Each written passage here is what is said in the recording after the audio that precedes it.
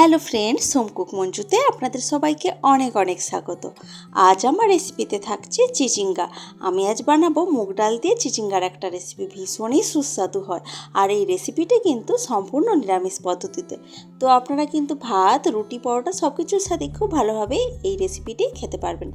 তো এই রেসিপিটি বানার জন্য প্রথমেই আমি চিচিঙ্গা দেখুন কেটে নিয়েছি। চিচিঙ্গাটাকে আমি খুব বেশি পাতলা বা খুব বেশি মোটা করে কাটিনি, মাঝখান থেকে কেটে তারপর সরু সরু করে কেটে নিয়েছি। এখন আমি চিচিঙ্গার মধ্যে কিছুটা নুন দিয়ে দিচ্ছি। এখন নুন দিয়ে চিচিঙ্গাটাকে খুব ভালো করে মাখাবো। কিছুক্ষণ এইভাবে হাত দিয়ে একটু চটকে চটকে বা কচলে কচলে মাখিয়ে নিলে চিচিঙ্গাটা একটু নরম হয়ে যাবে এবং চিচিঙ্গা থেকে কিছুটা জল বেরিয়ে আসবে। তো সেই জলটা কিন্তু আমি চেপে ফেলে দেব। তো সেই জন্য চিচিঙ্গাটাকে খুব ভালো করে একটু নুন দিয়ে আমি চটকে নিচ্ছি। তো কিছুক্ষণ চটকে নিয়েছি। এখন দেখুন চেপে চেপে চিচিঙ্গার মধ্যে থেকে জলটা বের করে আমি ফেলে দিচ্ছি। এই চিচিঙ্গার ভেতর থেকে যদি জলটা ফেলে দিই তাহলে কিন্তু চিচিঙ্গাটা রান্না করার পর খেতে বেশি ভালো লাগবে। জলটা ফেলে দিলে কিন্তু জলটা যদি রয়ে যায় তখন চিচিঙ্গাটা একটু খেতে অতটাও বেশি ভালো লাগবে না, জলটা ফেলে দিলে যতটা বেশি ভালো লাগবে। তো দেখুন জলটা সবটাই আমি এরমভাবেই চেপে চেপে সব চিচিঙ্গাটা থেকে আমি জলটা ফেলে দিচ্ছি।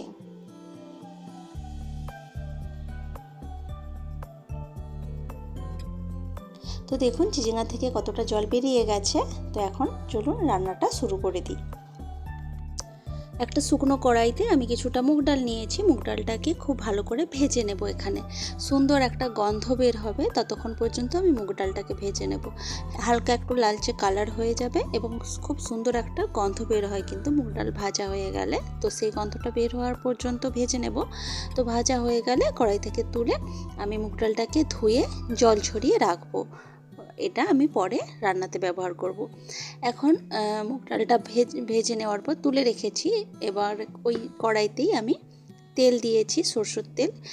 তেলটা ভালো মতো করে আমি গরম করে নিচ্ছি। ভালো মতো করে গরম করা হয়ে গেলে এখন আমি এই তেলের মধ্যেই টুকরো করে কেটে রেখেছি আলু।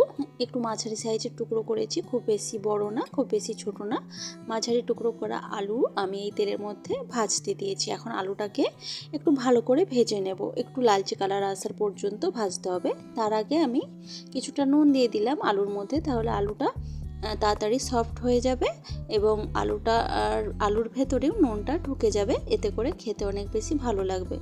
তো নুন দিয়ে আমি এইভাবে নেড়ে চেড়ে আলুটাকে হালকা হালকা লালচে কালার আসা পর্যন্ত ভেজে নেব। তো দেখুন আলুর মধ্যে কিন্তু বেশ লালচে কালার ধরে নিয়েছে। এখন আমি চেপে চেপে জল ঝরিয়ে রাখা যে চিচিঙ্গাটা রেখেছিলাম নুন দিয়ে মাখিয়ে, সেই চিচিঙ্গাটাই এখন আমি দিয়ে দিচ্ছি। এখন আলুর সাথে চিচিঙ্গাটা একসাথেই ভেজে নেব।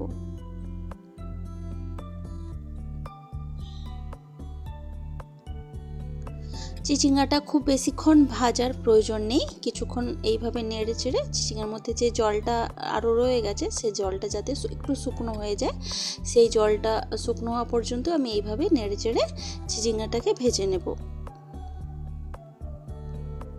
তো জলটাই অনেকটাই শুকনো হয়ে গেছে, সেই জন্য আমি আলু আর চিচিঙ্গাটা আমি তুলে রাখছি।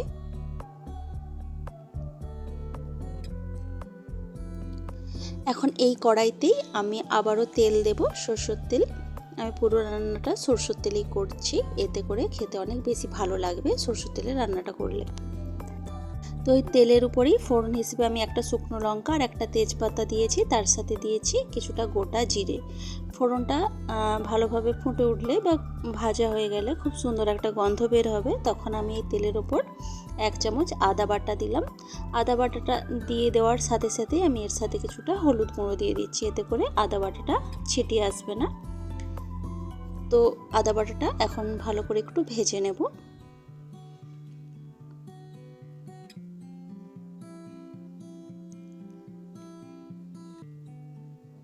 আদা বাটাটা কিছুটা ভাজা হয়ে গেলে আমি এখানে কাঁচা লঙ্কা, থেঁতো করা কাঁচা লঙ্কা 1 চামচ মতো দিলাম।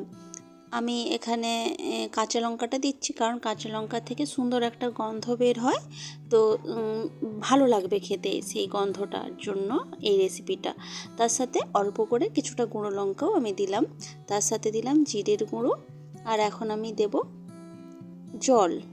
সামান্য কিছুটা জল দিলাম, যেহেতু গুঁড়ো মশলাগুলো দিলাম যাতে করে পুড়ে না যায় কোনোভাবেই, সেই জন্য সামান্য পরিমাণ আমি জল দিয়েছি।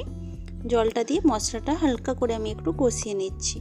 হালকাভাবে কষানো হয়ে গেলে এর মধ্যে আমি দেব একটা টমেটো, আমি মিক্সিতে পেস্ট করে রেখেছি, সেই পেস্ট করা টমেটোটা আমি দিয়ে দিলাম। এখন সব কিছু একসাথে খুব ভালোভাবে মিশিয়ে নিচ্ছি এবং এই মশলাটা এখন এইভাবেই নেড়ে চেড়ে খুব ভালোভাবে কষিয়ে নেব।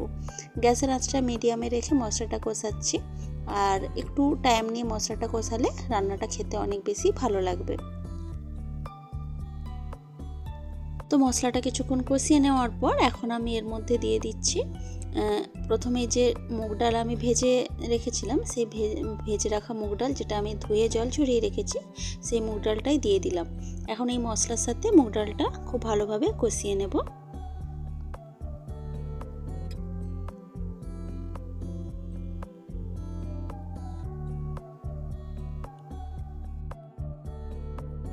তো কিছুক্ষণ মুগ ডালটা আমি কষিয়ে নিলাম। এখন আমি এর মধ্যে কিছুটা জল দিয়ে দেব মুগ ডালটা যাতে করে একটু হালকা করে সেদ্ধ হয়ে যায়। তো অল্প পরিমাণ জলই কিন্তু দিয়েছি দেখুন। তো মুগ ডালটা ভালো মতো করে আমি এই জলের সাথে মিশিয়ে নিচ্ছি সব মশলার সাথে। এখন আমি এটাকে ঢাকা দিয়ে রাখবো 2 মিনিটের জন্য। গ্যাসের আঁচটা কমিয়ে দিয়েছি, একদম গ্যাসের আঁচটা কমিয়ে দিয়ে 2 মিনিট মতো ঢাকা দিয়ে রেখেছি। তো দেখুন মুগ ডালটা আগের থেকে কিন্তু অনেকটাই ফুলে গেছে। তো এখন আমি এর মধ্যে ভেজে রাখা আলু আর চিচিঙ্গাটা দিয়ে দেব।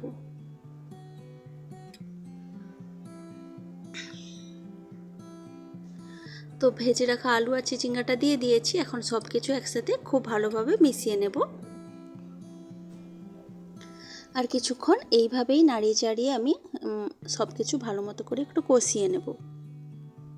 তো সব কিছু ভালো মতো করে কষিয়ে নেওয়ার পর এখন আমি এর মধ্যে দেব পরিমাণ মতো জল। আলু চিচিঙ্গা এগুলো যাতে সেদ্ধ হয়ে যায়। তো আগে থেকে যখন ভেজে রেখেছিলাম তখন কিন্তু অনেকটাই সফট হয়ে গেছে, খুব বেশি জল দেওয়ার কিন্তু প্রয়োজন নেই।